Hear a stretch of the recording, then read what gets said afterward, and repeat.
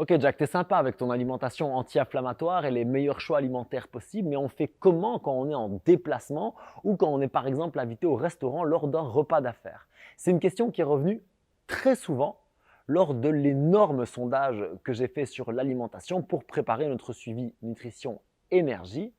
Et du coup, je voulais partager avec vous quelques pistes de réponse pour bien vivre ces moments-là.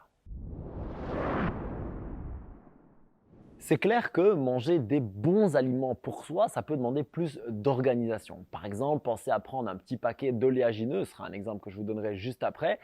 Pour se déplacer, ça demande un petit peu plus de préparation que se dire voilà, j'achèterai ce qu'il y a sur place dans la pompe à essence ou peu importe.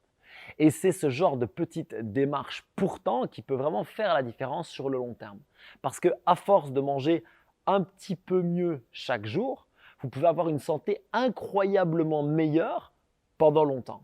C'est dans ce cadre, dans ce genre de démarche qu'aujourd'hui je vais vous donner des tips pour quand vous êtes en déplacement, mais aussi quand vous êtes au restaurant, pour garder votre logique anti-inflammatoire et améliorer votre santé à long terme. Et avant de parler des restaurants, parlons des déplacements. Pour moi, en déplacement, en fait, le plus important, c'est d'avoir toujours quelque chose sous la main. Et si vous n'avez rien, je vous dirai aussi quoi choisir quand vous serez en déplacement. Mais le but, c'est quand même d'avoir systématiquement quelque chose sous la main. Par exemple, moi, j'ai toujours mon petit kit de survie autant que possible partout où je vais. Alors, soit dans la voiture, soit dans les salles où je bosse, soit les deux. En gros, j'essaie toujours d'avoir du chocolat noir, des oléagineux. Personnellement, je prends des amandes blanches parce qu'il y en a certains auxquels je suis allergique, etc. Peu importe. Je prends des amandes blanches, vous prenez ceux que vous souhaitez, des noisettes, des noix de macadamia, ceux qui vous plaisent. Et j'ai aussi une bouteille d'huile d'olive et des épices dans les salles, pas dans la voiture. Ça, c'est ce que j'ai tout le temps sous la main. Ça veut dire quoi? Ça veut dire qu'en cas d'énormes galères, je peux me manger un carré de chocolat, quelques amandes et ça va me tenir les heures qu'il faut si j'ai vraiment faim à ce moment-là ou si je veux avoir un petit peu plus de focus mental et ça peut me permettre donc de tenir jusqu'au prochain repas. Et si je veux me faire quelque chose d'un petit peu plus consistant, je ne dois pas commencer à réfléchir très longtemps. Je vais simplement au supermarché tout près, j'achète quelques tomates, une salade, des concombres, ce que j'ai envie, un truc qui va super vite. Je tape tout dans un saladier, j'ai déjà l'huile d'olive, je mets quelques épices avec un petit peu d'amande si j'ai plus faim et mon repas est prêt. Super simple, super rapide. Bien sûr, moi j'ai la chance de pouvoir faire un petit peu ce que je veux dans mon travail puisque ce sont dans mes salles, mais finalement, c'est de l'organisation que vous pourriez mettre en place. Avoir des oléagineux sous la main partout, tout le temps. Si vous avez un casier ou un bureau dans votre job, vous en mettez dans le tiroir, vous mettez ça dans la voiture et déjà rien qu'avec ça, vous avez un super bon encas et vous pouvez tenir plusieurs heures juste là-dessus. Le coup du chocolat noir, en fait, c'est aussi très intéressant, surtout si vous apprenez à le prendre de plus en plus noir, de plus en plus haut en pourcentage en cacao par rapport au sucre. Parce que moins il y a de sucre, plus vous allez avoir des bonnes graisses et plus ces bonnes graisses et aussi l'amertume du chocolat noir vont vous caler, vous donner une énergie diffuse et vous permettre de tenir le coup plus longtemps. Alors personnellement, je me suis habitué, ça a pris du temps, mais maintenant je prends du chocolat très noir puisque je suis maintenant au 99, 100% et quand il n'y en a pas, je prends du 98. Donc vous voyez que finalement il y a pour ainsi dire plus de sucre dedans, mais il y a un truc extraordinaire, c'est que cette amertume, ce goût vraiment prononcé du chocolat déjà va rester en bouche très longtemps et en plus va vraiment être efficace comme coupe-faim. Et pour compléter tout ça, en fait, il vous suffit d'avoir un tupperware avec des légumes. Et ça, c'est hyper facile aussi en fait. Je sais que ce n'est pas intuitif, mais vous allez chercher une barquette de tomates cerises, vous les tapez dans le tupperware pour qu'il leur arrive rien et vous avez constamment ça sous la main pour grignoter quand ça vous fait plaisir. Vous prenez le réflexe la veille lors de votre repas de faire un petit peu plus de légumes et vous les embarquez avec. Il y a vraiment moyen de faire des choses simples et rapides. Personnellement, je prends très peu de temps pour manger pendant la journée parce que pour moi, la journée, c'est l'action. L'alimentation fait partie de mon quotidien, me fait plaisir, me donne aussi de l'énergie, de la clarté mentale, mais je n'ai pas envie en journée de passer 30-45 minutes à manger. Ce n'est pas mon truc, c'est mon choix à moi. Donc je veux des choses qui vont vite et qui me nourrissent. Voici pourquoi je vous donne ce genre d'exemple. Donc là, je vous parle vraiment pour une journée traditionnelle et c'est vrai que si vous partez en déplacement, ça peut être contraignant ou compliqué ou peu importe de partir avec votre énorme Tupperware dans votre petit sac à main. Mais par contre, vous pouvez toujours mettre 2 morceaux de chocolat noir et quelques oléagineux. Franchement, ça permet de survivre à toutes les situations. Si vous avez une petite bouteille d'eau avec, vous êtes paré pour tout affronter et tenir les heures nécessaires avant votre repas où vous aurez plus de temps de vous poser.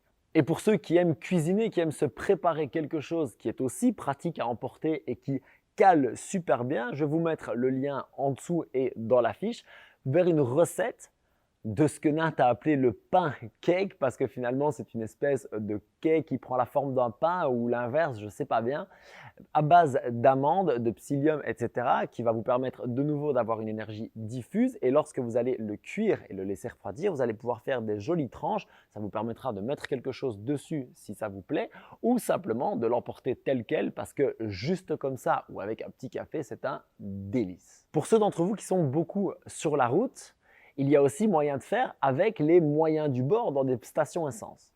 Alors, clairement, si vous pouvez prévoir, l'avantage d'être sur la route, c'est que vous pouvez mettre dans la voiture. Il y a même des petits bacs frigo qui se connectent à l'allume-cigare et qui vous permettent de garder vos repas frais, etc. de manière à avoir une bonne conservation et vraiment avoir tout ce qu'il vous faut quotidiennement sous la main. Admettons que vous n'ayez pas eu le temps, que vous ayez oublié, peu importe. En pompe à essence, maintenant, il y a moyen de survivre, mais on parle bien de survie, d'accord? Donc, c'est vraiment en dernier recours. Pourquoi est-ce que je vous dis ça? Parce que ça m'est arrivé il y a quelques mois maintenant, puisque c'était avant le confinement. Je me suis retrouvé avec vraiment la faim dans le ventre et une pompe à essence et rien d'autre. Et souvent, j'avoue que dans ce cas-là, je préfère ne pas manger, mais là, j'avais faim et j'avais envie aussi de m'arrêter et de prendre un petit break. Donc j'en ai profité. Je suis allé voir dans la pompe à essence et évidemment, on tombe beaucoup plus facilement sur des muffins, des gâteaux, etc., etc., etc., que des aliments un peu valables. Mais il y a moyen de contourner le problème. De nouveau, alors vous allez dire que je parle que de ça, mais pour le moment, c'est très à la mode tout ce qui est oléagineux. On commence à en vendre vraiment partout parce que ça se vend bien, parce que c'est un côté healthy. Et du coup, on va facilement trouver des amandes, des noisettes, des mélanges, etc. Faites juste gaffe qu'il n'y ait pas de fruits séchés, typiquement les raisins secs que l'on met très souvent là-dedans, et vous avez un bon snack. Par rapport au chocolat, c'est un peu pareil. Il y a la mode du bio et donc je vais très souvent trouver un chocolat noir. Attention qu'ils vont être plus passe-partout à 70-75% et qu'ils contiennent donc beaucoup de sucre. À vous de voir comment vous y réagissez.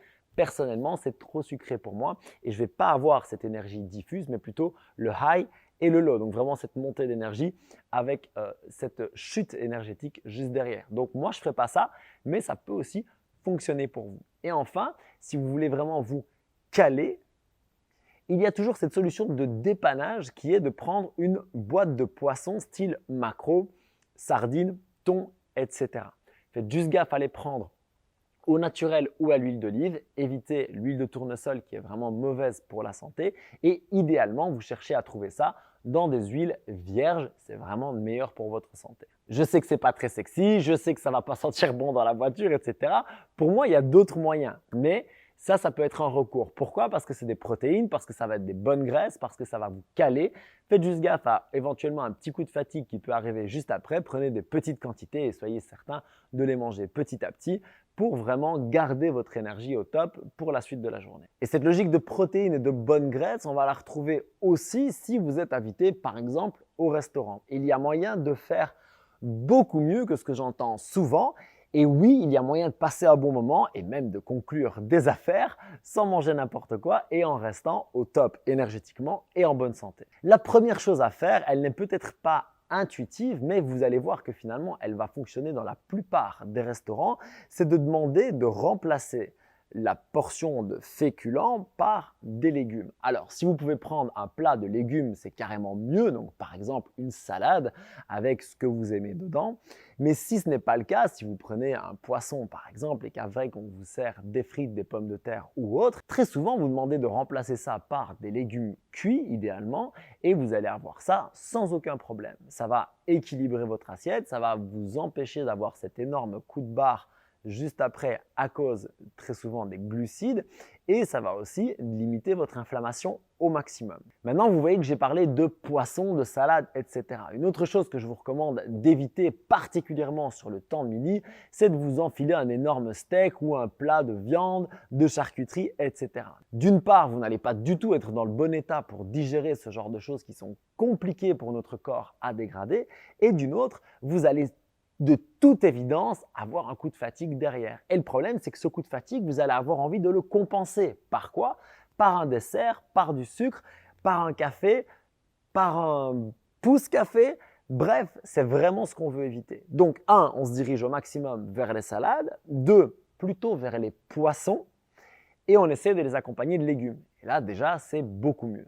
Et je connais déjà l'argument qui va arriver derrière parce qu'on me l'a sorti souvent. Et si c'est un restaurant italien qui a que des pâtes et des pizzas? Et ce que je vais vous dire, c'est alors choisissez le restaurant.